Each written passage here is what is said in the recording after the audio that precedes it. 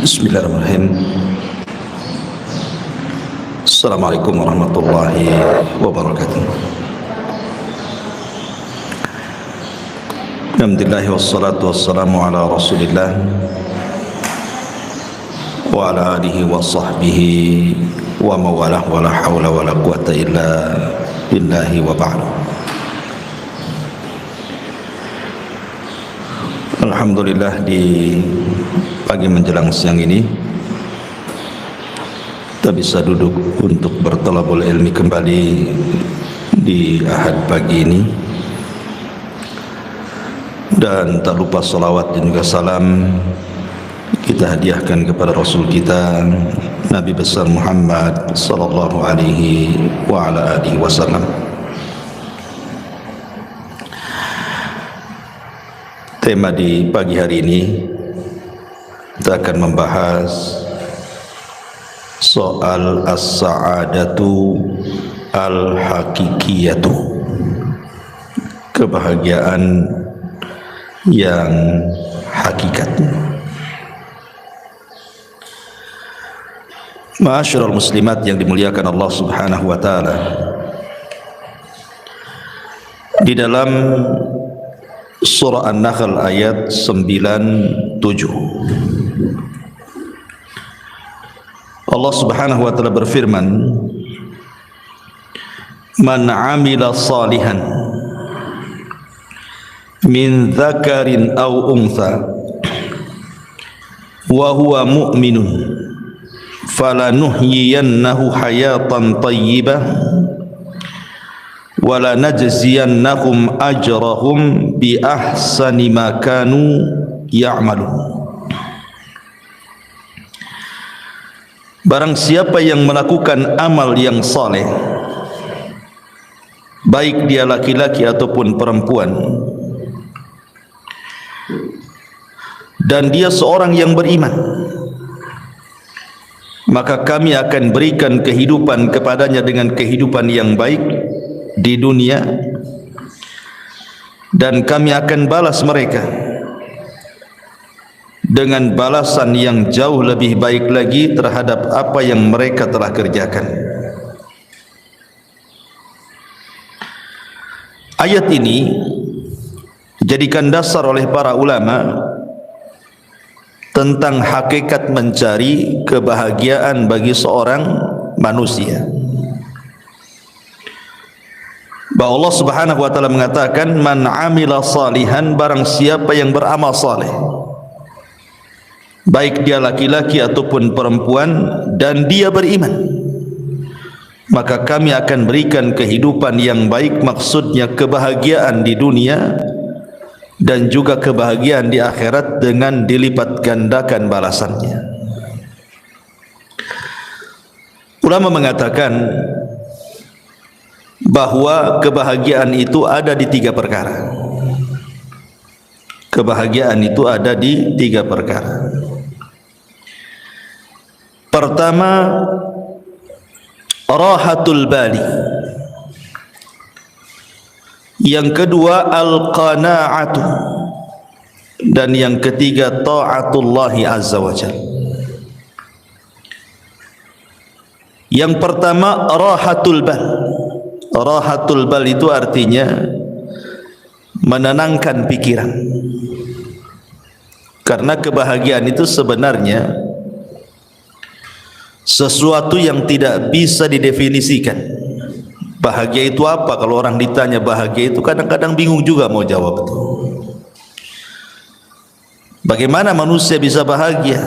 Lahir saja dia nangis, mati pula ditangisi. Mana bahagianya?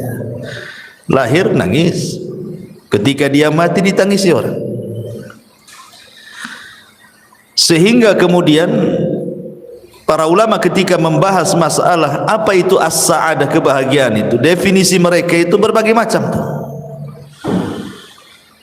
Sehingga kemudian banyak yang mendefinisikan itu dengan contoh akhirnya.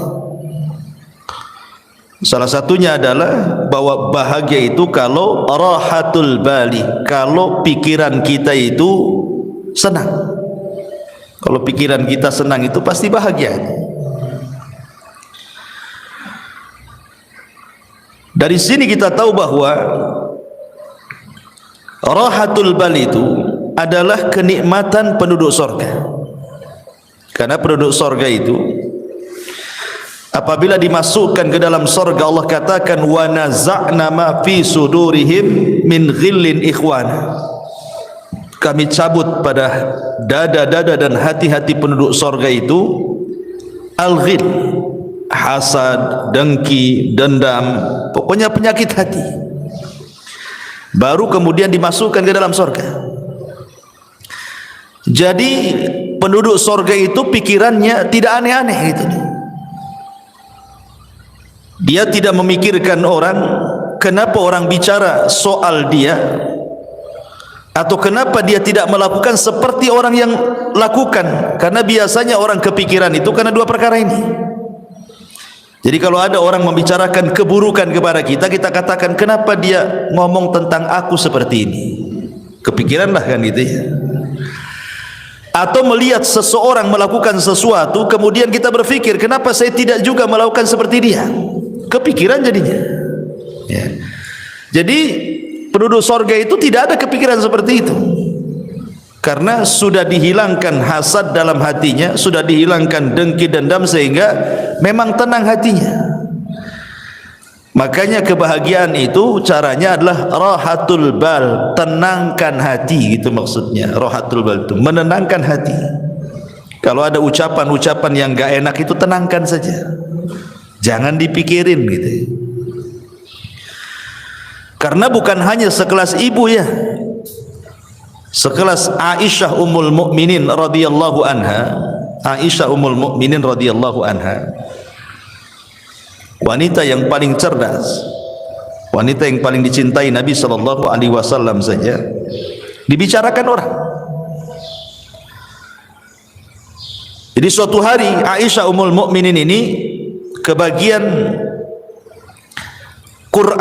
Qur'ah itu maksudnya undian dari sekian istri si Nabi yang boleh ikut perang bersama Nabi.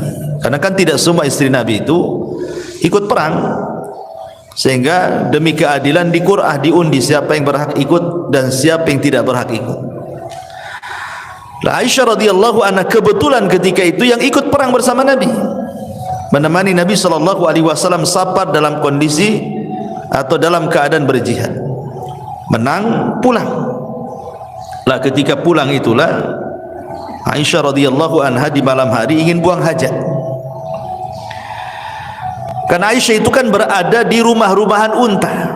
Zaman itu kan belum ada mobil ya. Wanita biasanya diletakkan di rumah-rumahan, yang rumah-rumahan itu diletakkan di punuk unta. Jadi Aisyah radhiyallahu anha ketika itu minta izin kepada pasukan untuk buang hajat tengah malam. Berangkatlah Aisyah radhiyallahu anha ke padang pasir menjauh dari pasukan. Entah karena lamanya dia buang hajat, sehingga dikiranya oleh pasukan itu Aisyah sudah pulang dan sudah kembali ke rumah-rumah di atas unta itu. Berangkatlah pasukan ini. Ketika sudah berangkat, Aisyah selesai buang hajat, rupanya ketinggalan, nggak ada orang. Tapi Aisyah ini cerdas, dia tidak mungkin menyusul pasukan, karena kalau menyusul bahaya. Mendingan dia nunggu saja di situ. Boleh jadi nanti kalau orang-orang itu tahu bahwa dia belum ada di rumah-rumahan unta itu, pasti balik lagi. Jadi Aisyah hanya menunggu saja. Lah saat menunggu itulah rupanya ada seorang sahabat namanya Safwan ibn Mu'attil ketinggalan pasukan. Ketika Safwan ibn Mu'attil ini melihat Ummul Mukminin Aisyah radhiyallahu anha, kaget dia. Kenapa kok Aisyah ada di situ? Akhirnya kemudian tidak banyak bicara. Aisyah radhiyallahu anha suruh naik di atas tunggangan unta yang dibawa Safwan. Dia pun berjalan membawa pelananya sampai ke pasukan. Maka lewatlah ketika itu di hadapan seorang tokoh munafik namanya Abdullah ibn Ubay ibn Salul ibn Sabah. Maka ketika itulah kemudian diisukan Aisyah radhiyallahu anha selingkuh dengan Safwan ibn Mu'attil. Dan dalam sekejap saja berita itu menyebar di kota Madinah bahwa Aisyah berzina dengan Safwan, Aisyah berzina dengan Safwan. Bayangkan qadarullah ketika itu Aisyah radhiyallahu anha sakit karena memang safar jauh, terlampau lama dalam peperangan sehingga jatuh sakit Aisyah. Ketika sakit, dia tidak tahu berita tentang dia di luar sana, karena dia di dalam rumah terus kan sakit. Tidak tahu kalau di luar itu dia sedang difitnah bahwa dia selingkuh dengan Safwan ibn Mu'attil. Sementara Nabi SAW terus menunggu wahyu. Kok enggak turun-turun wahyu ini? Maksudnya kalau memang Aisyah itu berzina, kasih tahu. Maksudnya turun wahyu gitu ya. Atau kalau dia tidak berzina, ya tolong kasih tahu juga lah kan gitu. Turun wahyu juga gitu. Tapi selama sebulan itu tidak turun-turun wahyu itu. Sesak dada Nabi. Akhirnya kemudian Nabi SAW datang ke tempat Aisyah radhiyallahu anha. Bayangkan 1 bulan Rasul tidak mau menemui Aisyah. Tapi memang harus ditanyakan karena masalahnya tidak ada wahyu. Ketika kemudian sampai di rumah Aisyah, di situ ada Abu Bakar dan juga ada istrinya dan juga ada Aisyah radhiyallahu anha. Rasul belak-belakan mengatakan, wahai Aisyah, kalau engkau jujur, maksudnya kalau memang engkau melakukannya, tinggal bertobat gitu ya. Nanti Allah Subhanahu wa taala akan mengampuni dosamu. Tapi kalau engkau tidak melakukannya, pasti nanti turun wahyu dari 7 lapis langit sana bahwa engkau tidak akan melakukannya dan engkau tidak pernah melakukannya, dan dustalah perkataan orang-orang itu. Akhirnya kemudian sesaat setelahnya turun wahyu surah An-Nur 1-9 bahwa Aisyah ummul mukminin radhiyallahu anha berlepas diri dari tuduhan perzinahan atau perselingkuhan dia dengan Safwan ibn Mu'attil. Dari sini kita tahu bahwa sekelas Aisyah radhiyallahu anha saja dibicarakan manusia, ya. Atau Maryam bintu Imran, sama juga Maryam juga. Maryam itu kan wanita suci, Bu. Dia tidak pernah keluar dari mihrabnya. Sampai-sampai Allah Subhanahu wa taala menjelaskan bagaimana Maryam ini kehidupannya hanya ruku sujud saja, enggak pernah kerja lain. Jadi di mihrabnya itu ibadah saja. Jadi suatu hari Maryam ini keluar buang hajat. Lah ketika buang hajat itulah rupanya Allah Subhanahu wa taala mengutus Jibril untuk menghabar gembirakan bahwa Maryam akan punya keturunan. Akhirnya kemudian dicegatlah oleh malaikat Jibril dalam bentuk manusia, fatamatsala lahu basharan sawiyya. Maka Jibril datang dalam bentuk pemuda tampan. Kemudian memberitahu kepada Maryam bahwa Allah telah menghabar gembirakan engkau akan memiliki keturunan. Maryam bingung, bagaimana tidak? Aku ini seorang gadis, tidak punya suami. Tidak ada wanita laki-laki yang menyentuhku. Lalu apa nanti kata manusia? Maryam punya anak, enggak ada suami, enggak ada laki-laki yang menyentuhnya. Sempat Maryam itu mengatakan, pergilah kalau engkau memang orang yang bertakwa. Tapi Jibril kemudian meyakinkan bahwa ini adalah kehendak Allah Subhanahu wa taala. Barulah kemudian Maryam pun menerimanya. Ketika betul-betul kandungannya membesar, kemudian mulailah diketahui oleh manusia, maka Maryam pun kemudian keluar dari Baitul Maqdis sampai melahirkan di Baitul Lahim, ya kan. Akhirnya kemudian setelah melahirkan Isa bin Maryam, Allah berikan ketenangan kepada Maryam dengan cara apa? Dengan cara Isa yang masih bayi itu dibuat bisa bicara. Jadi kalau ditanya itu bayi siapa, maka cukup diisyaratkan ke bayi itu, nanti bayi itu yang ngomong. Dan ini salah satu mukjizat Nabi Isa, di buayan ibunya sudah bisa bicara gitu ya. Akhirnya betul ketika Maryam menggendong bayi, ya semua orang mencela itu bayi siapa kan itu. Makanya orang-orang Yahudi sampai hari ini, bukan hanya Yahudi zaman tempo dulu saja, sampai hari ini orang Yahudi itu mereka menganggap Maryam itu wanita pezina dan Isa itu anak zina. Makanya orang-orang Nasrani mengkafirkan orang Yahudi karena melampaunya orang Yahudi mencela Isa dan juga ibundanya Maryam bintu Imran. Dikafirkan sama orang Nasrani Yahudi itu karena menghina kenabiannya, ya. Dari sini menunjukkan bahwa kalau sekelas Aisyah radhiyallahu anha, sekelas Maryam saja tidak lepas daripada pembicaraan manusia, apalagi ibu-ibu. Makanya pentingnya rahatul bal di sini, menenangkan hati, karena sehebat apapun manusia itu pasti dibicarakan orang. Maka rahatul bal itu penting. Ya, jangan pedulikan ucapan manusia, tenangkan gitu maksudnya. Rahatul bali. Kemudian yang kedua, wal qanaatu, dan qanaah. Qanaah itu artinya rela dan redha dengan pemberian Allah Subhanahu wa taala. Rela dan redha dengan pemberian Allah Subhanahu wa taala. Karena ini yang menjadikan orang itu lebih tenang hidupnya. Jadi kalau orang itu rela, redha, apapun yang diberikan Allah pasti akan tenang. Makanya ada seorang syekh mengatakan, kalau anda ingin tenang, lakukan 5 perkara. Kalau anda ingin tenang, lakukan 5 perkara. Yang pertama, nikmati yang ada. Jangan pernah memikirkan yang tidak ada. Nikmati yang ada, jangan memikirkan yang tidak ada. Ibu umpamanya punya rumah, rumahnya kecil gitu ya. Kalau hujan bocor umpamanya, sempit, itu yang ada. Jangan terpikir kapan saya punya gedung, gitu maksud. Nanti stres, Bu.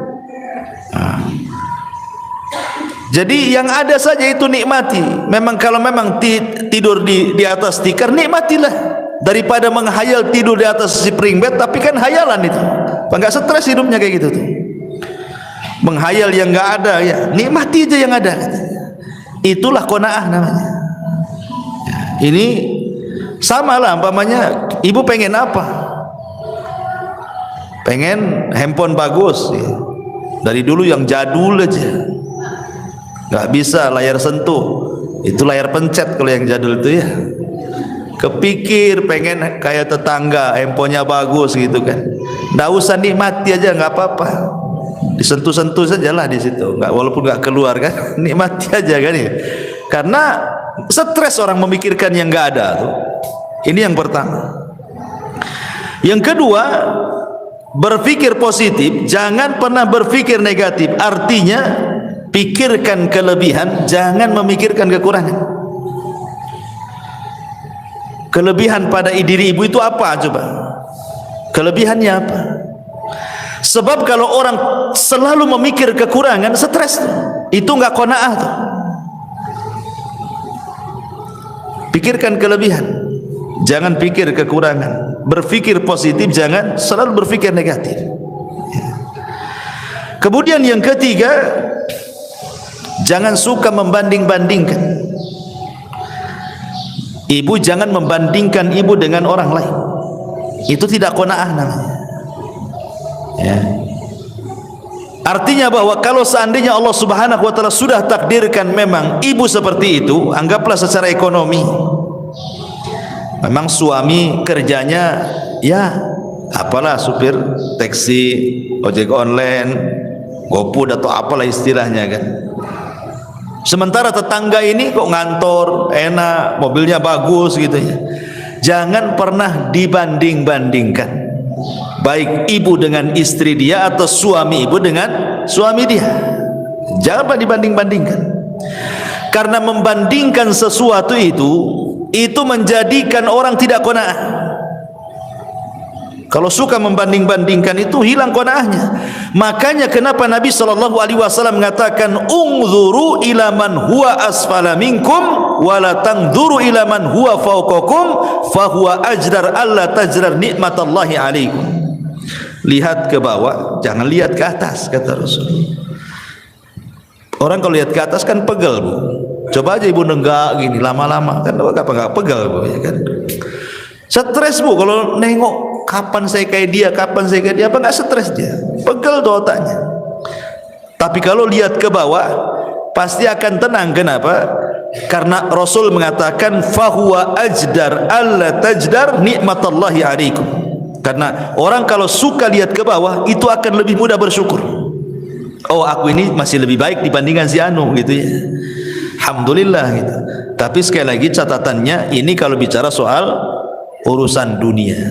Ya, kaedah melihat ke bawah, jangan melihat ke atas ini dalam bab urusan dunia. Jangan masuk dalam urusan agama. Sebab kalau urusan agama kaedahnya terbalik. Lihat ke atas, jangan lihat ke bawah. Ya. Pamannya tetangga sholat 5 waktu. Jangan ibu melihat kepada sholat yang 1 waktu. Anda apa-apalah saya sholat 2 waktu, ini si anu 1 waktu aja kan itu. Bukan begitu kan. Tapi lihat ke yang 5 waktu, kapan seperti dia gitu maksudnya. Ada tetangga kawan hafal juz 30 gitu. Sebelahnya pula pamannya cuma 3 kul saja. Ibu masih mending dengan wadduha. Alhamdulillah saya masih hafal wadduha, tambah 3 kul masih lebih baik daripada dia. Maksudnya jangan melihat ke bawah, tapi lihat kapan saya bisa kayak dia, hafal juga juz 30 gitu maksudnya. Itu kalau soal urusan agama ya. Jangan melihat ke bawah, lihat ke atas. Tapi kalau urusan dunia, jangan pernah menatap ke atas. Capek, ya, stres nantinya. Hilang qanaahnya. Itu hilang qanaah itu karena suka melihat ke atas, tidak melihat ke bawah. Kemudian yang keempat, kata para ulama, sibukkan dengan perkara-perkara masa depan. Jangan memikirkan sesuatu yang sudah berlalu. Makanya sering saya katakan, banyak orang itu kadang-kadang belum move onnya, istilahnya mungkin dulunya pernah kaya kemudian miskin, terpikirlah dulu. Mungkin dulunya mantan manajer, sudah tidak manajer lagi, terpikir pula masih jadi manajer. Mungkin dulunya dia polisi kemudian purnawirawan, masih terpikir dia seolah-olah dia polisi padahal sudah pensiun. Orang kalau memikirkan terus masa lalu, tidak pernah menatap masa depan, Bu, nggak akan pernah orang ini bahagia. Karena dia belum bisa menerima keadaan, itu masalahnya kan.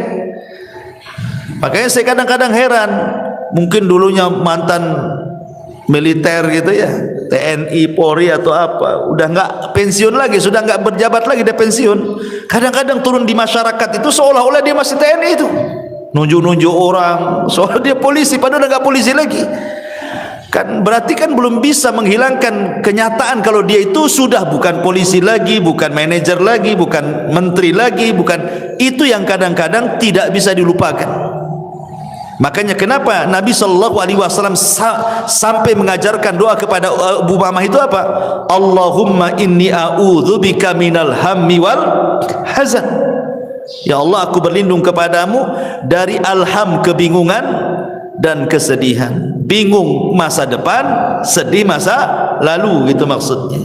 Sedih ini karena memikirkan masa lalu, bingung itu karena memikirkan masa depan. Karena manusia itu kan tidak lepas daripada bingung, stres, sedih. Ya sedih memikirkan masa lalu, stres sekarang ini memikirkan masa sekarang, bingung apa yang harus dilakukan besok gitu kan. Itulah manusia di antara 3 perkara ini. Makanya supaya kita qanaah, jangan memikirkan sesuatu yang sudah berlalu, tatap masa depan supaya lebih qanaah. Ya sudahlah, sudah takdirnya. Yang penting saya pernah kaya dulu, kan itu ya. Yang penting saya sudah pernah jadi pejabat, sudah merasakan, saya sudah tahu semua. Kan enak tuh kalau ngomong gitu ya. Kemudian yang terakhir, kata para ulama di sini, sibukkan memikirkan diri sendiri, jangan pernah sibuk memikirkan orang lain. Ini penting ya. Sibukkan saja, nggak usah ibu mikir ini menteri keuangan nih, nggak usah. Apa yang ibu mikir menteri keuangan pula ya, ibu mikir keuangan sendiri saja lah. Kok mikir pula menteri keuangan, menteri ini, pusing ya. Makanya itu kalau banyak nonton YouTube berita ini kan, akhirnya pusing tuh. Sudahlah, mikir diri sendiri saja, nggak usah mikir-mikir menteri ini menteri itu, itu korupsi, stres Bu. Ya, mikir sendiri. diri sendiri itu bagaimana supaya lebih berkembang lagi, lebih manfaat lagi. Gak usah mikir-mikir orang. Karena ini kalau orang terus mikir terus orang, ganggu urusan orang, sementara dia lupa bahwa dirinya juga banyak kekurangan gitu ya, itu tidak qanaah orang itu. Makanya ini penting ya. Ini yang kedua, kalau ingin bahagia terapkan yang kedua, al-qanaah. Ya, pertama rohatul bal, tenangkan hati. Yang kedua qanaah, redha dengan pemberian Allah Subhanahu wa taala. Kemudian yang ketiga juga taatullahi azza wa jalla. Berusaha untuk mentaati Allah Subhanahu wa taala. Orang yang paling bahagia itu, Bu, adalah orang yang paling dekat dengan Allah. Saya contohkan. Ketika Nabi sallallahu alaihi wasallam berada di puncak kesedihan, Rasul itu pernah mengalami puncak-puncaknya kesedihan yang disebut dengan amul hazni. Jadi tahunnya saja sampai disebut tahun kesedihan. Saking sedihnya sekali Nabi itu sampai tahunnya disebut amul hazni. Bayangkan, di tahun yang sama Abu Thalib meninggal dunia. Kemudian setelah Abu Thalib meninggal dunia, disusul istri tercintanya Khadijah bintu Khuwailid. Kemudian belum selesai Khadijah meninggal, datang pula 8 kabilah Quraisy mengancam Nabi, kalau sampai melakukan dakwah, melanjutkan dakwanya akan dibunuh. Akhirnya Nabi SAW ke Taif. Sampai di Taif dilempari batu lagi. Itu memang momen-momen tersedih bagi Nabi SAW. Tapi Nabi SAW berusaha untuk berdoa kepada Allah dan mengatakan, illam takun alayya sakhatun fala ubali. Kalau ini bukan dalam bentuk azabmu kepadaku ya Rabb, aku tidak peduli. Maka Allah Subhanahu wa taala ingin membuat Nabi SAW melupakan segalanya. Bagaimana kesedihan kepada pamannya Abu Thalib, istri tercintanya Khadijah, ancaman orang-orang Quraisy, sempitnya dakwah, Allah ingin hilangkan dan jadikan kebahagiaan. Apa yang dilakukan Allah? Allah buat Nabi SAW naik ke langit. Kemana? Ke Sidratil Muntaha. Untuk apa? Untuk melupakan segalanya. Artinya Nabi ingin didekatkan kepada Allah. Ya kan, semakin tinggi kan semakin dekat, karena Allah kan berada di atas ketinggian. Ketika Nabi SAW dalam kondisi sulit sesulit apapun, Allah berikan secercah kebahagiaan dengan cara didekatkan dia kepadanya. Maka terjadilah peristiwa dalam sejarah yang disebut dengan Isra dan juga Mi'raj. Untuk apa? Membahagiakan Nabi supaya tidak sedih lagi, didekatkan kepada Allah sampai di Sidratil Muntaha. Kemudian disyariatkan satu ibadah yang dengan ibadah itu membawa kebahagiaan. Salat. Salat itulah ibadah yang membawa kebahagiaan. Kenapa? Karena disyariatkan di langit. Salat itu di dekat Allah Subhanahu wa taala. Makanya dalam salat itu ada satu gerakan yang menunjukkan penghambaan diri seorang hamba kepada Allah. Apa itu? Sujud. Wajah ini, kalau ibu anggota badan ibu dari atas kepala sampai kaki, yang paling mulia itu wajah. Yang paling mulia. Makanya kalau ditampar wajah orang itu, maka akan berbekas sakit hatinya. Beda kalau dipukul paha, dipukul apa kan, nggak berbekas. Tapi kalau udah wajah diludahi, ditampar, itu kan sakit hati luar biasa. Kenapa? Karena memang dari semua anggota badan yang paling mulia itu adalah wajah. Ya. Sementara tanah itu ada sesuatu yang sangat hina kan gitu, karena diinjak manusia. Tanah yang bumi yang kita injak itu kan rendah karena diinjak kaki. Ketika ibu kemudian meletakkan sesuatu yang sangat mulia, diletakkan di sesuatu yang sangat rendah, itu menunjukkan apa? Penghambaan namanya. Ya kan? Wajah ini mulia, tanah ini hina karena diinjak kan. Jadi ibu meletakkan sesuatu yang mulia kepada sesuatu yang hina hanya untuk menghambakan diri kepada Allah. Makanya disitulah Allah Subhanahu wa taala akan hubungkan tali dia dengan hambanya saat sujud itulah. Makanya solat disebut solat karena silatun bainal abdi wa rabbih. Dia adalah penyambung tali antara hamba dengan Allah. Makanya kalau orang solat, maknanya dia sedang mendekatkan diri kepada dalam sujudnya. Ketika itulah kebahagiaan Allah turunkan. Dalam kondisi apapun Rasul itu kalau ada masalah yang tidak bisa keluar dari sebuah masalah, pasti Rasul akan solat. Rasul itu kalau ada masalah pasti sholat. Sebagaimana Aisyah radhiyallahu anha mengatakan, "Kana an-nabiy sallallahu alaihi wasallam idza hajabahu al-amr fazi'a ila shalah." Rasul itu kalau datang perkara yang sangat menyulitkan bagi kehidupannya, bersegera dia sholat. Karena dia tahu bahwa sholatlah yang akan mengurai permasalahan. Sebagaimana yang pernah saya ceritakan kepada ibu-ibu kan, ada seseorang ibu itu yang minta fatwa kepada seorang syekh. Ya syekh, saya punya anak ini hidupnya nggak pernah bahagia dari kecil sampai dia dewasa. Ya. Setelah dia dewasa masuk ke pekerjaan, asik masalah saja pekerjaannya, keluar masuk pekerjaan. Kemudian soal perjodohan pun sama, sampai sekarang pun dia tidak dapat jodohnya. Kemudian masalah kesehatan pun sama. Sekarang anak saya ini stroke. Ya. Sudah masalah ekonomi masalah, masalah jodoh masalah, masalah kesehatan pula masalah. Jadi kata ibunya itu seolah-olah anak saya itu dari kecil sampai sekarang nih tidak pernah tersentuh dengan kebahagiaan. Apakah anak saya tersihir wahai syekh? Itu pertanyaan ibu ini. Jangan-jangan anak saya tersihir wahai syekh. Bisa enggak kau meruqyah anak saya katanya. Tapi syekh ini mengatakan, pertanyaan satu saja, apakah anakmu sholat? Itu pertanyaan saya. Saya tidak mengatakan nanti saya ruqyah coba mungkin ada jinnya gitu. Tidak, yang ditanyakan pertama kali, apakah putramu sholat? Maka ibunya mengatakan, tidak ya syekh, putraku tidak pernah sholat. Apakah dia seorang muslim? Ya, dia seorang muslim. Artinya kenapa dia nanya seorang muslim? Kalau orang kafir kan tidak perlu ditanya solat kan itu ya. Apakah dia seorang muslim? Ya, dia seorang muslim. Kenapa dia tidak solat? Wallahu a'lam. Maka syekh mengatakan, jangan-jangan kesulitan hidup dia sejak kecil sampai dia terbaring stroke itu bukan karena apa-apa, karena dia tidak solat. Itu jawaban. Jadi apa yang harus aku ruqyah katanya.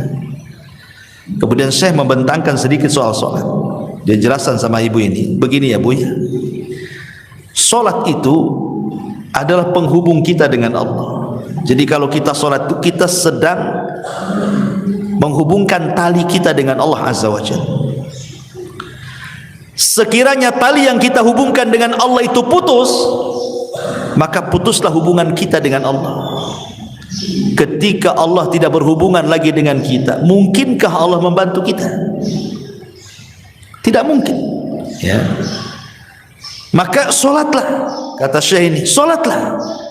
Sebab kalau seandainya anda solat, berarti anda sedang menghubungkan tali anda dengan Allah. Ketika terhubung tali itu dengan Allah, maka yakin Allah subhanahu wa ta'ala akan menolong anda. Kemudian syekh mengatakan, coba bayangkan kalau putramu ini bangun di pagi hari dan dia tidak solat subuh, berarti dia memulai dengan aktivitas hari itu dengan laknat Allah Azza wa Jalla karena melakukan dosa besar ya. Kemudian datang siang hari lagi, dia tidak solat duhur, berarti dia sudah dilaknat di siang hari. Kemudian datang sore hari lagi, dia tidak solat asar, berarti Allah sedang melaknat dia di sore hari. Kemudian datang di malam hari maghrib, dia meninggalkan maghrib, berarti dia sedang dilaknat di waktu maghrib. Kemudian solat isya, dia tinggalkan pula solat isya, berarti dia sedang dilaknat di waktu isya. Kata syekh, bagaimana orang akan bahagia sementara awal aktivitas hidupnya diawali laknat dan sebelum tidur pula dia dilaknat katanya. Mana bahagianya? Gimana coba? Awal dilaknat, akhir pula dilaknat. Maka wajar anakmu tidak akan bahagia. Maka syekh mengatakan, suruhlah dia sholat. Dari sini kita tahu bahwa ketaatan kepada Allah Subhanahu wa taala itu salah satu penyebab orang bahagia. Karena bahagia itu ketika seorang hamba dekat dengan Allah. Ketika Nabi SAW sedang kesulitan, diberikan kebahagiaan dengan cara apa? Didekatkan dengan Allah, diangkat naik ke langit, didekatkan sampai di Sidratil Muntaha. Maka hilanglah keperitan hidup Nabi SAW, sehingga ketika turun setelah peristiwa Isra Mi'raj, semangat lagi dia hidupnya, semangat lagi. Apalagi selama perjalanan Isra Mi'raj itu bagaimana Nabi SAW dipertemukan dengan Nabi Adam, Nabi Yahya, Nabi Isa, Nabi Idris, Nabi Harun, Musa dan para Nabi yang lainnya. Menjadi sebuah pelajaran bahwa dakwah Rasul akan mengikuti marhalah para Nabi yang dijumpai selama perjalanan itu.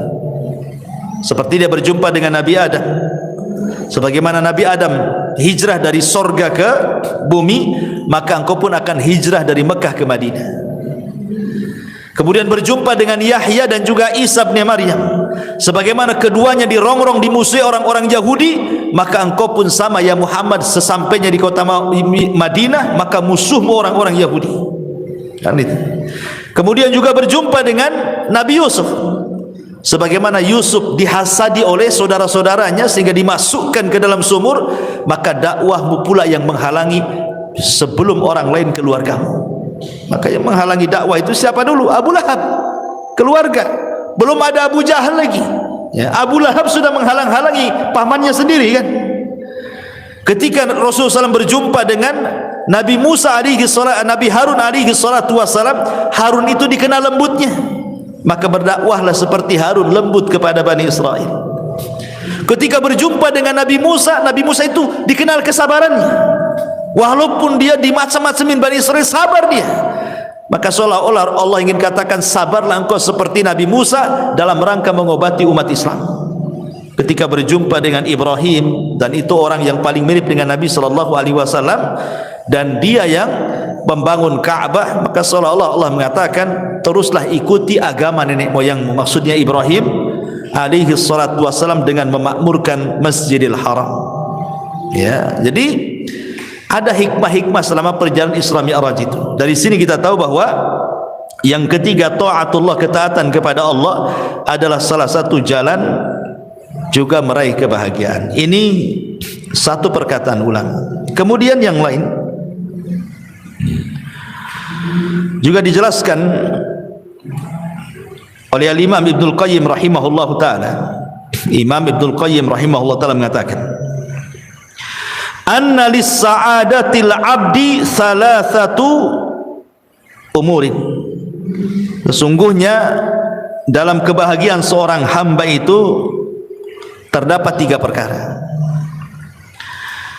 Idza an'ama alaihi syakara, wa idza betuliya alaihi sabara, wa idza adnaba istaghfara. Yang pertama, apabila diberikan nikmat oleh Allah Azza wa Jal, lantas dia pun bersyukur. Apabila diuji oleh Allah Subhanahu wa ta'ala, lantas dia bersabar. Dan apabila dia melakukan dosa, dia pun berusaha untuk melakukan istighfar.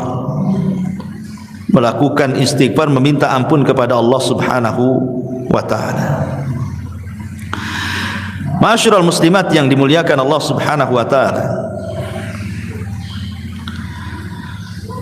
di sini Imam Ibnul Qayyim rahimahullahu ta'ala memberikan konsep 3 kebahagiaan. Kalau tadi kan konsep 3 kebahagiaan, pertama berusaha menenangkan pikiran, jangan memikirkan banyak hal, hilangkan hasad, hilangkan dengki macam-macam ya. Kemudian qanaah, kemudian lebih taat lagi kepada Allah. Maka konsep Imam Ibnul Qayyim berbeda lagi. Kalau ingin bahagia, yang pertama apabila mendapatkan nikmat bersyukur.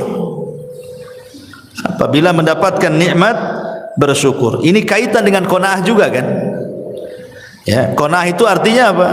Syukuri yang ada, jangan memikirkan yang tidak ada. Nikmati yang ada, jangan menikmati yang tidak ada. Yang ada saja. Wa in ta'uddu ni'matallah la tuhsuha, kan itu.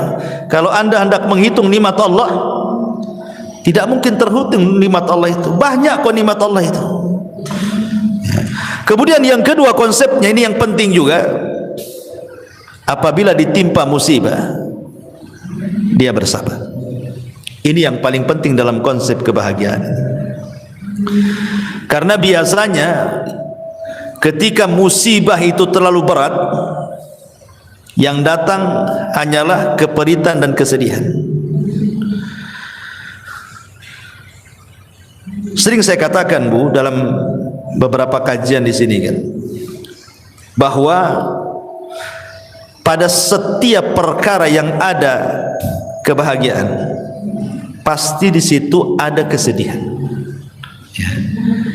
Perkara-perkara yang ada kebahagiaan di sebuah perkara, pasti terselip kesedihan di situ. Itu sudah matematika tuh, 1 tambah 1 2 tuh. Contoh, ibu bahagia dengan suami, yang punya suami, tetapi di balik kebahagiaan ibu suka senang dengan suami itu, pasti suatu ketika ada kesedihan. Tatkala ibu bermasalah dengan suami, ya, atau uang bulanan kurang, sedih. Padahal ada duit dia, kok nggak dikasih saya, katanya. Artinya di sela-sela kebahagiaan itu pasti ada kesedihan tuh. Nengok anak-anak nih, nampak seneng lah anak-anak, apalagi yang masih lucu-lucu ya, usia 4-5 tahun gitu kan, masih lucu-lucunya tuh. Senang kita nengok anak-anak tuh. Tapi ketika anak itu sakit arah gitu kan, sedihlah kita di situ. Jadi mana-mana tempat ada kebahagiaan, pasti terselip kesedihan di situ. Pasti, ya.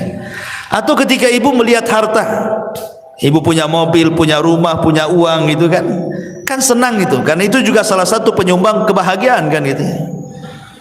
Siapa bilang mobil itu tidak menyumbang kebahagiaan? Masih enak naik mobil daripada jalan kaki kan, Bu? Capek jalan kaki, apalagi jauh, sedih kali itu. Tetapi kan bukan segala-galanya. Tapi di balik harta yang merupakan penyumbang kesenangan bagi kita itu juga ada kesedihan. Kesedihan, takut kalau seandainya harta itu hilang, takut kalau seandainya motornya hilang gitu ya. Ini cicilan udah hampir berapa bulan lagi mau lunas gitu kan, stres dia. Senang tuh udah bisa beli motor ya dengan cicilan sekian. Biasanya orang-orang kan gitu, paling 3 bulan lagi lunas lah. Tapi masalahnya untuk melunasi itu tak ada duit, sedih dia. Satu sisi senang dia punya kendaraan, sisi lain sedih pula dia tidak bisa melunasi. Pokoknya apapun yang terselip kebahagiaan, pasti di situ ada kesedihan. Apapun itu sudah memang ketentuan, ada bahagia, ada sedih, ada musibah, ada nikmat. Tetapi kata para ulama mengatakan, walaupun demikian, ya, seseorang itu harus memahami bahwa setiap kebahagiaan ada kesedihan, nanti Allah akan balik lagi. Setiap kesedihan itu pasti ada kebahagiaan. Kenapa demikian? Karena Allah Subhanahu wa taala mengatakan di 2 ayat pertama, wa tilkal ayyam nudawiluha bainan nas. Yang namanya hari itu diputar, Bu. Tidak mungkin Allah menciptakan dalam satu kondisi, tidak mungkin juga Allah menciptakan dalam kondisi yang lain. Begitu terus, tidak mungkin, mustahil. Nggak mungkin orang itu dibuat tertawa terus, apa nggak dianggap gila tuh kalau ketawa terus kan? Nggak mungkin juga orang dibuat menangis terus. Kadang orang itu dibuat Allah ketawa, kadang Allah buat dia menangis. Kadang Allah buat dia bahagia, kadang buat Allah susah. Begitulah kehidupan manusia. Tetapi walaupun demikian, karena Allah itu Rahim, Allah mengatakan inna ma'al usri yusran, inna ma'al usri yusra. Terkadang satu kesulitan itu Allah bukakan banyak kemudahan, ya. Karena Allah mengatakan al-usri dengan alif lam, sementara yusran itu dengan nakirah. Maknanya bahwa al-usri yang pertama adalah usri yang kedua, tapi yusran yang pertama bukan yusran yang kedua. Kan 2 kali diulang dalam Quran itu kan, inna ma'al usri yusran, inna ma'al usri yusran. Dan ayatnya 2 kali diulang tuh. Artinya al-usri yang pertama, usri yang kedua, tapi yusran yang pertama bukan yusran yang kedua. Gitu maknanya.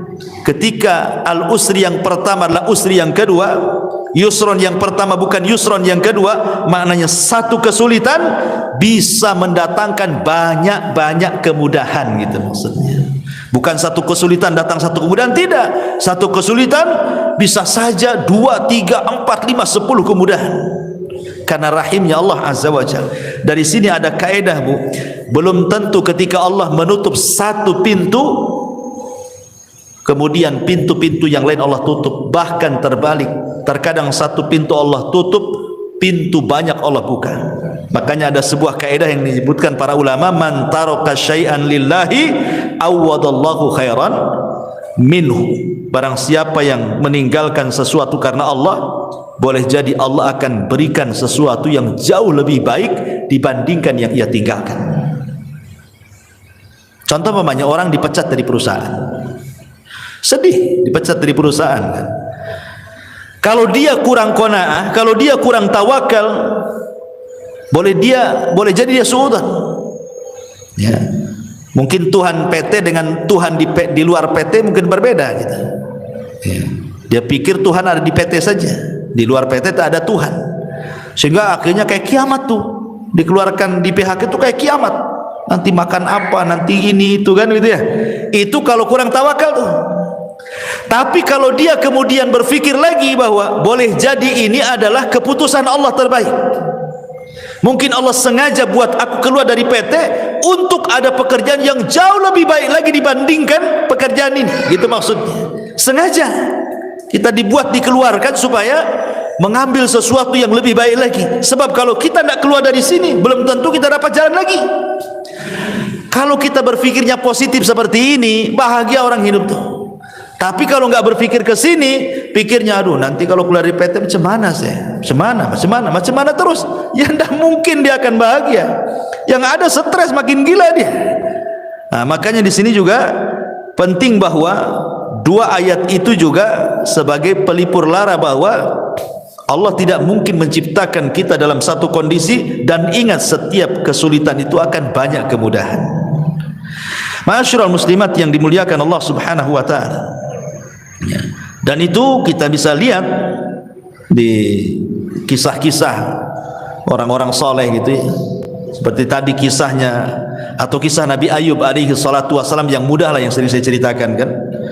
Bagaimana Nabi Ayub itu diberikan oleh Allah Azza wa Jalla ujian yang tidak pernah orang diuji sehebat Ayub. Tidak ada ceritanya, baik sebelum atau sesudahnya. Manusia yang diuji seberat Nabi Ayub. Makanya orang-orang Arab itu kalau ada orang sakit, mereka mengatakan apa? Sabar, seperti sabarnya Ayub katanya. Itu orang Arab ngomong gitu tuh. Padahal tidak mungkin kan orang sesabar Ayub kan? Hanya untuk supaya membesarkan hatinya saja. Mustahil. Nggak ada orang sesabar Ayub, apalagi di zaman sekarang. Ya. Sementara musibah Nabi Ayub alaihi salatu wassalam itu luar biasa bertubi-tubi itu. Mulai daripada kehilangan harta, kemudian disusul kehilangan anak, kemudian disusul dengan banyaknya penyakit, kemudian disusul tidak ada orang yang mendekati, dibicarakan manusia. Sumpah, coba bayangkan. Ibu ini enggak kehilangan harta. Ya, harta masih ada, rumah masih ada. Ibu sehat, enggak ada penyakit. Ya, apalagi anak-anak ada, cuman ibu ini dibicarakan orang saja. Itu sudah sedihnya itu bukan kepalang tuh. Pikirannya, padahal hanya dibicarakan orang saja. Ini Ayub ini sudah dibicarakan orang, ditinggalkan orang, hartanya diludeskan, anaknya dimatikan, penyakitnya diparahkan. Makanya tidak ada ujian seberat Ayub. Tetapi walaupun demikian Ayub itu sabar. Sabar, tidak pernah mengeluh sedikit pun. Yang tidak sabar justru istrinya. Ya, istrinya yang tidak sabar. Dia ngomong sama Nabi Ayub alaihi salatu wassalam, mungkin bahasa saya ini, bang, berdoalah kepada Allah gitu. Kok ini sudah lama sakit? Ya, sudah lama sakit. Kau seorang nabi, saya yakin kalau engkau berdoa kepada Allah, pasti Allah akan kabulkan doamu. Jadi istri mendorong supaya Ayub berdoa kepada Allah untuk dibalikan nikmatnya. Tapi subhanallah, lihat bagaimana Ayub ini mengajarkan kepada kita syukur ya. Dia mengatakan kepada istrinya, coba pikirkan berapa lama Allah berikan nikmat kepada kita. Berapa lama? Kata istrinya 70 tahun. Kata Ayub, 70 tahun kita di atas kenikmatan. Sekarang Allah baru uji saya 18 tahun. Kalau saya harus meminta kepada Allah, ini belum seimbang. Ya. Harusnya kalau seimbang, ya nunggulah nanti setelah penyakitku 70 tahun lagi, baru aku meminta kesembuhan, gitu maksudnya Ayub itu. Ini kita di atas nikmat 70 tahun, diuji 18 tahun, masa kita sudah harus meminta kepada Allah, katanya. Ayub tidak mau. Ya. Tapi ketika kemudian ada dua orang temannya Ayub yang berbincang-bincang soal Ayub dan mengatakan jangan-jangan Ayub itu diberikan penyakit oleh Allah, itu bukan penyakit biasa, itu penyakit kutukan, katanya. Kata kawannya, kok bisa kau bilang penyakit kutukan? Iyalah, kalau bukan kutukan apa namanya? Masa satu cuil penyakit pun tidak ada tanda-tanda kesembuhan, katanya. Kalau bukan kutukan apa namanya? Kedengaranlah kalimat ini ke telinga Ayub. Makanya Ayub mengatakan, Rabbi inni massaniya dhur wa anta arhamur rahimin. Ya Rabb, aku tahu engkau yang memberikan madarat ini kepadaku, tapi aku tahu juga bahwa engkau adalah zat yang maha pemberi kasih sayang dari hamba-hambamu penyayang. Maknanya seolah-olah Ayub mengatakan, ya Rabb, aku tahu bahwa engkau yang memberikan madarat ini kepadaku, tapi aku yakin tidaklah engkau memberikan madarat kepadaku kecuali karena sayangmu kepadaku. Itu maksudnya. Lihat bagaimana ada berdoa Ayub saja tidak dirinci penyakitnya. Menunjukkan apa? Menunjukkan Ayub itu tidak tasahud. Tasahud itu artinya menolak takdir, kayak kita kan ngomel-ngomel sama Allah. Enggak. Ayub kan tidak merinci kan musibahnya, dia hanya mengatakan, aku tahu ya Rabb, engkau yang menimpakan penderitaan ini. Lain kalau kita ngomong, ya Allah, anak saya sudah mati, ya, dirinci kalau kita doa itu kan. Ini rumah juga bocor-bocor kan itu, ya. Ini usaha juga lagi sulit. Nah itu kalau doa kita yang dirinci itu, susahnya kita ini dirinci, ya kan. Ya, kalau bisa itu 10 rincian disebut semua tuh, ya. Nabi Ayub tidak dirinci. Dia hanya mengatakan, ya Rabb, aku tahu kau yang menimpakan derita ini. Titik sampai di sini. Karena Allah sudah tahu gitu, tidak perlu dirinci, Allah sudah tahu kan itu. Dan itu ada berdoa namanya. Ya, Allah sudah tahu, sudah paham gitu. Makanya sejak itulah Allah Subhanahu wa taala kabulkan permintaan Ayub dan Allah kembalikan nikmatnya. Dan ini dari sini ada kaidah bahwa barang siapa yang meninggalkan sesuatu karena Allah, pasti Allah akan ganti sesuatu itu yang jauh lebih baik lagi, ya. Karena orang di depan musibah itu kan terbagi menjadi 3, Bu, ya. Yang pertama tasahud, tidak redha, tidak rela, kemudian mulutnya ini ngomong macam-macam, ya. Ini seburuk-buruknya orang ini nggak akan bahagia selamanya. Yang kedua, dia berusaha untuk rela, redha, ikhlas gitu, ya. Tapi terkadang kalau disentuh hatinya keluar juga dia.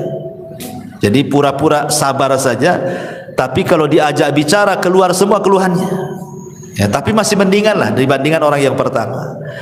Kemudian yang ketiga, orang yang betul-betul ikhlas, betul-betul redha, lisannya pun dia tidak pernah mengeluh, ya.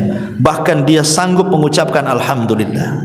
Itulah sebahagia-bahagia manusia ketika dia bisa sabar, bisa rela, bahkan bisa mengucapkan alhamdulillah di depan musibah yang dialaminya. Kemudian ini diantara perkataan Ibnul Qayyim. Kemudian yang ketiga, wa idza adnaba istaghfara, dan apabila berdosa dia segera melakukan istighfar. Ma'asyiral muslimat yang dimuliakan Allah Subhanahu wa taala, inilah diantara konsep Imam Ibnul Qayyim ketika bicara soal kebahagiaan. Kemudian yang ketiga, konsepnya Sufyan Ats-Tsauri. Sufyan Ats-Tsauri rahimahullahu taala, dia mengatakan bahwa ma baqili min na'imid dunya illa thalathin. Kata Sufyan Ats-Tsauri, aku tidak pernah merasakan nikmatnya dunia, maksudnya kebahagiaan dunia ini, kecuali karena 3 perkara.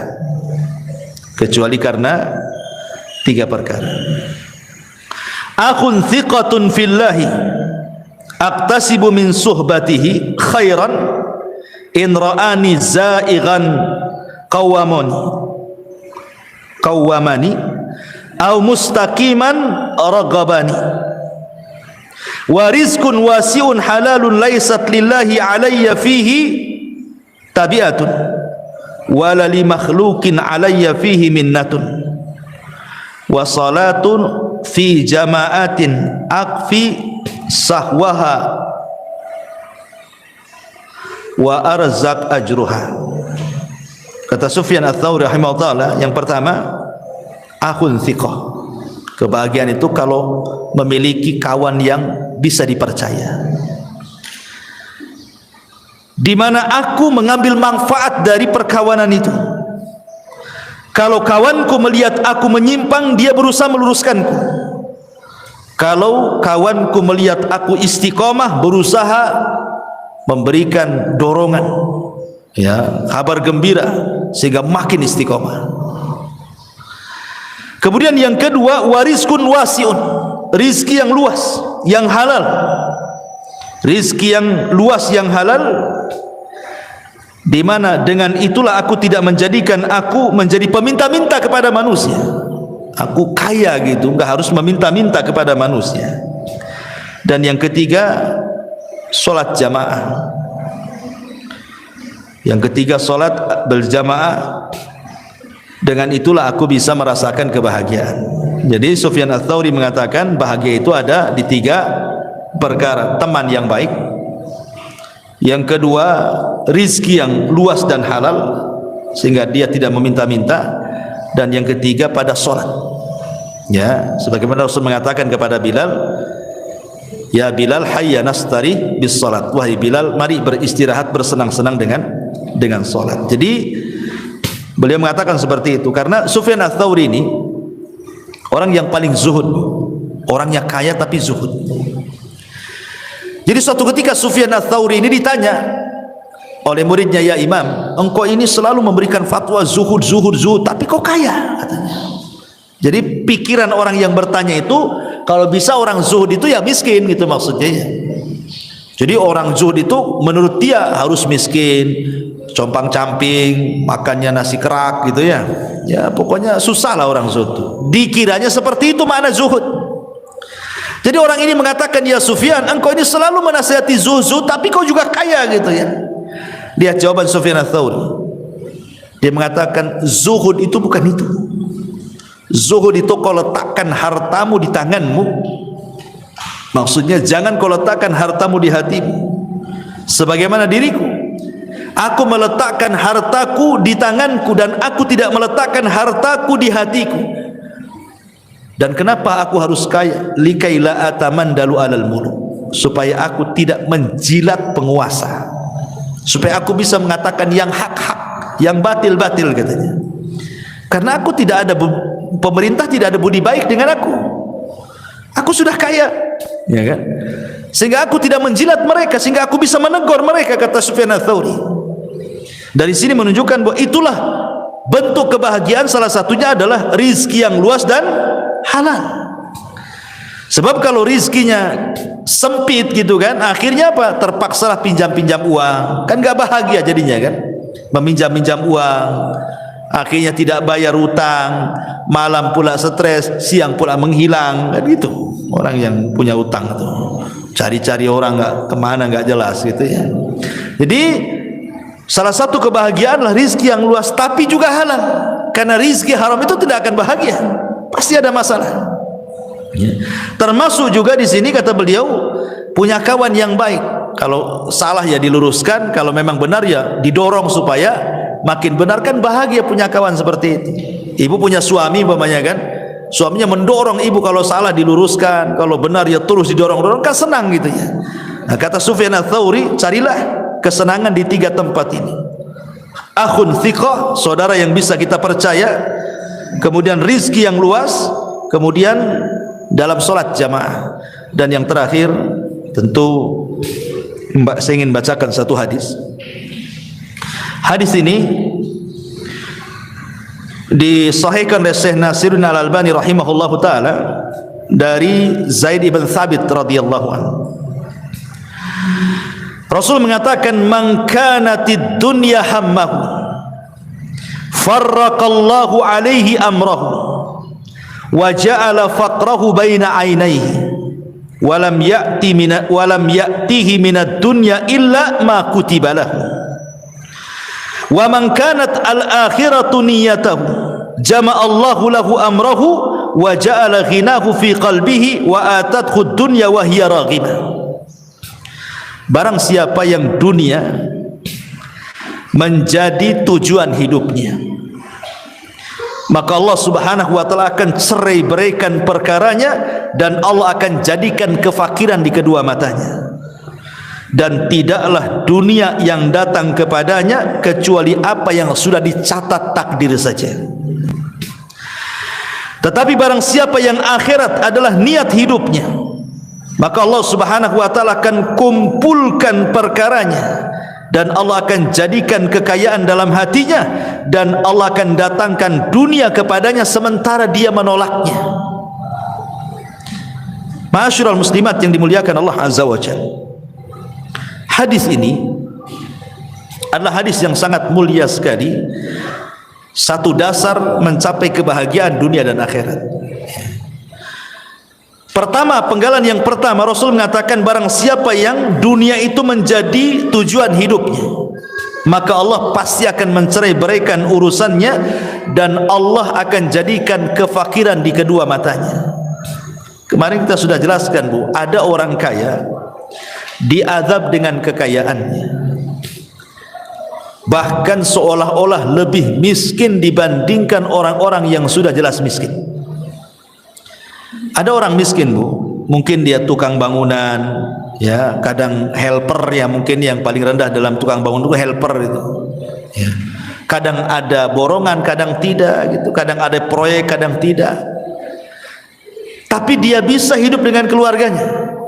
Dia bangun tidur, kemudian jam 8 dia sudah kerja, jam 5 pulang. Kemudian dia bisa senang dengan anak istrinya juga. Nanti besok gitu lagi. Ya. Tapi ada orang-orang kaya, Bu, itu seolah-olah 24 jam hidupnya itu dengan duit saja, nggak ada untuk keluarga tuh. Ada orang kayak gitu kan? Karena orang kaya itu umpamanya, oh ini ada meeting ke Medan nih, seminggu di Medan. Sementara tukang bangunan ini di rumah terus dia sama keluarganya. Dari pagi bisa dia tengok istrinya. Ini nanti sebulan kemana? Sebulan kemana? Kapan tuh sama keluarganya dia? Itu kan orang ini diazab dengan kekayaan namanya tuh. Kok kekayaannya yang mengadab? Harusnya orang yang kaya itu lebih banyak hidup dengan keluarga dibandingkan orang miskin. Ini tidak gitu. Kenapa orang yang miskin itu lebih senang hidup dengan anak istrinya, lebih banyak waktunya? Orang kaya ini pula sedikit waktunya. Berarti dia diazab dengan kekayaannya. Orang miskin aja nggak kayak gitu cari uangnya kok. Kalau sudah cukup untuk makan selesai. Ini tidak cukup-cukup. Maknanya dia itu miskin, tidak kaya sebenarnya, karena tidak cukup. Ya. Makanya di sini Rasulullah mengatakan, "Man kanatid dunya hamma." Siapa yang dunia tujuannya itu, farraqallahu alaihi amrah, pasti Allah cerai beraikan urusannya. Kalau dia tidur, Bu, apa maksudnya Allah cerai beraikan itu? Hatinya dicabang-cabangkan. Ya, maksudnya farraqallahu alaihi amrah itu hatinya dicabang-cabangkan, tidak bisa tidur, Bu. Nanti satu sisi otaknya mikir ini, sisi lain mikir ini, sisi lain, pokoknya tidur itu menghayal aja dia. Gimana mau tenang coba? Tidur aja tidak bisa, karena mikir ini, mikir ini, mikir itu, banyak mikir. Akhirnya ketika dia banyak mikir itulah wa ja'ala faqrahu baina ainaihi, maka hidupnya tidak akan tenang sehingga Allah jadikan kefakiran di kedua matanya. Mana dapat kesenangan orang kayak gini kan? Hidupnya nih mikir banyak gitu ya. Tetapi sebaliknya, walam ya'tihi minad dunya illa ma kutiba lahu, padahal dunia sendiri kalau dicari tidak lebih daripada yang ditakdirkan saja. Maka berjalanlah bersama takdir, itu selesai. Jalan bersama takdir. Ya.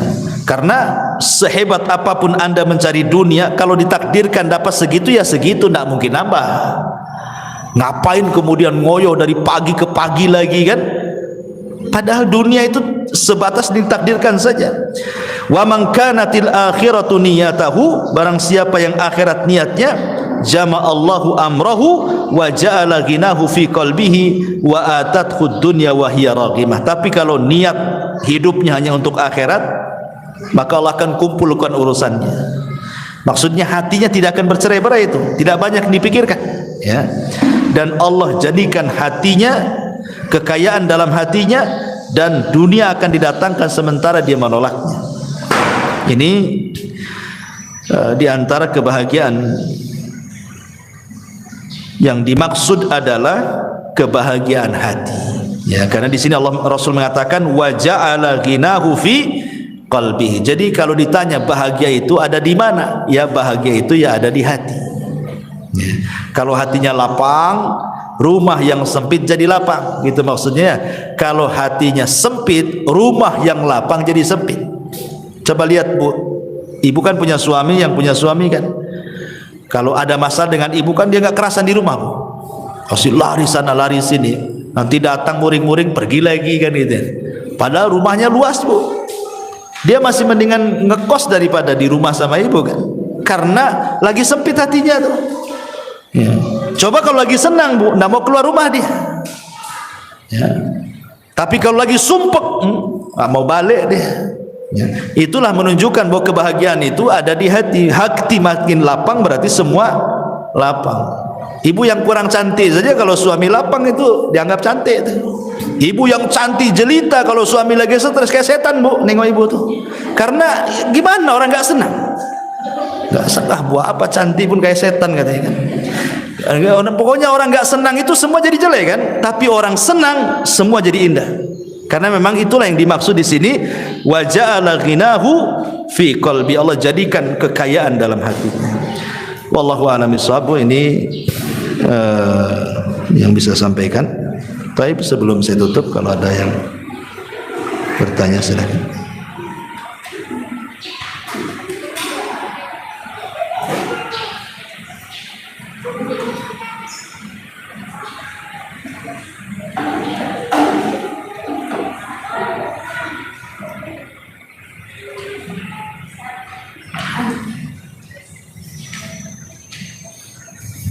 Ya.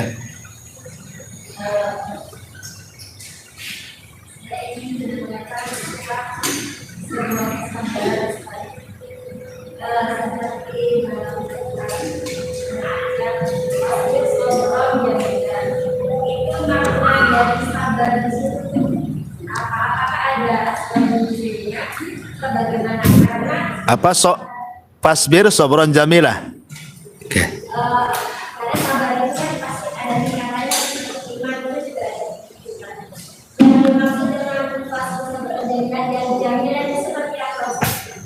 Iya. Aisyah radhiyallahu anha ketika disidangkan oleh Nabi SAW, ketika kisah tadi yang saya ceritakan ya, difitnah berzina dengan Safwan ibn Mu'attil. Jadi Aisyah radhiyallahu anha itu sedang berada di kasurnya terbaring. Dan ingat Aisyah ketika itu masih kecil. Ya, masih kecil. Maksudnya untuk menghadapi perkara besar itu belum sanggup. Kan dia masih kecil. Ya, Rasul kan sudah tua ya kan. Kemudian di sampingnya ada Abu Bakar dan Ummu Ruman ibunya. Kemudian Nabi SAW bertanya, wahai Aisyah, wa in kunti lamamti bi dzambin fastaghfirlah. Aisyah, kalau memang kau melakukannya, maksudnya berzina dengan Safwan ibn Mu'attil, akui saja. Karena kalau tobat pasti Allah terima tobatnya. Tetapi kalau tidak melakukannya, yakin Allah pasti akan membebaskan kamu dari 7 lapis langit sana. Aisyah radhiyallahu anha ini heran, kenapa Nabi SAW memberikan 2 soalan yang salah satunya seolah-olah terpengaruh dengan orang munafik. Kan ini soalan yang sulit dijawab. Ngaku atau tidak? Kan begitu pertanyaannya. Ya. Ngaku atau tidak? Kalau ngaku bertobat, kalau tidak sabar. Ketika Rasul mengatakan kalau engkau melakukannya, ini kan kesannya membenarkan isu-isu orang-orang munafik di luar. Makanya Aisyah radhiyallahu anha tidak bisa menjawab gitu kan. Dikasih dua soalan seperti ini. Aisyah hanya melirik siapa? Abu Bakar dan mengatakan, "Ajibi anni ya abi." Wahai bapak, aku tolong jawab pertanyaan Nabi. Kata Abu Bakar, apa yang harus ku jawab? Katanya. Abu Bakar menangis. Kemudian Aisyah menengok ibundanya Ummu Ruman. Tolong ibuku jawablah pertanyaan Nabi. Ibunya pun tidak bisa menjawab, menangis juga ibunya. Jadi Aisyah radhiyallahu anha ini merasa tidak ada pembelaan di situ. Ya. Bapaknya tidak membela dia, ibunya tidak membela dia gitu. Dia harus menanggung fitnah dari luar. Aisyah radhiyallahu anha langsung mengambil selimut, namanya anak-anak. Dia mengatakan, kalau kalian tidak ada pembelaan kepada aku, katanya, aku hanya teringat dengan doanya bapaknya Yusuf, Yakub. Dia mau ngomong Yakub itu lupa. Ya, kan bapaknya Nabi Yusuf kan Yakub. Lupa dia mau ngomong Yakub itu. Sehingga dia mengatakan bapaknya Yusuf. Karena masih muda Aisyah sehingga lupa gitu mau bilang Yakub itu. Kecuali aku teringat dengan perkataan ayahnya Yusuf, maksudnya Yakub. Fa sabrun jamil wallahu dan sabar itu indah dan Allah akan menyingkap setiap orang-orang yang telah memfitnah. Di sini ada kalimat apa? Fa sabrun jamil. Kata Aisyah radhiyallahu anha, aku hanya teringat ucapan ayahnya Yusuf mengatakan fa sabrun jamil wallahu musta'anu ala ma tasifun. Sungguh sabar itu indah. Maknanya apa? Apalagi yang harus dilakukan coba? Kecuali sabarlah. Ya. Apa yang bisa dilakukan kalau sudah seperti ini? Ya sabar kan itu ya. Ibu ditimpa musibah, emang bisa apa dengan musibah itu kalau selain dari sabar kan? Ditinggal mati suami umpamanya. Emang dengan cara teriak-teriak tiba-tiba suaminya bangun lagi dari kuburan? Bukan makin senang bu, ibu makin kabur kalau suami bangkit lagi dari kuburan tuh. Apalagi malam-malam kan gitu ya. Artinya kan tidak bisa dengan cara apapun ya menghadapi musibah cuma satu, sabar. Itu yang paling indah tuh. Karena dengan sabar itulah bisa melupakan kesedihan. Makanya sabar itu indah. Karena bisa melupakan kesedihan. Sebab kalau tidak sabar tidak indah hidupnya. Pasti akan rungsak seluruh hatinya kan. Nah itulah makanya kenapa sabar itu indah. Karena pada setiap kesabaran itu pasti ada keindahan. Tapi kalau tidak sabar nggak akan indah hidupnya. Stres terusnya. Wallahu a'lam. Dah? Iya.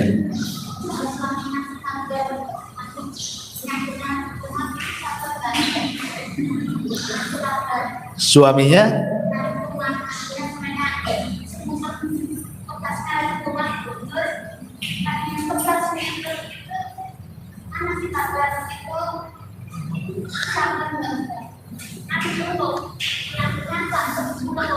ngeluh. Yang ngeluh siapa? Suaminya ngeluh. Istrinya ngasih nasihat, sabar gitu. Malah marah dia. Oh. Suaminya emosi. Iya, maksudnya kan suaminya sakit, kemudian ngeluh, istrinya nasihati, sabar bang. Abangnya marah, diam, nggak usah ngomong kan gitu kan? Oh, ibu yang ya janganlah, udah sakit ketipa tangga itu. Udah sakit makin sakit hati dia. Ya ibu kasih semangat ya. Kasih semangat. Ya nanti sembuh. Ya, tapi jangan omongan saja. Ya diurut, ya apa, dipegang, cari apa gitu kan, obat buatkan.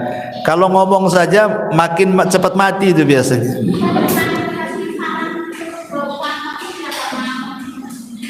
Oh dia nggak mau berobat.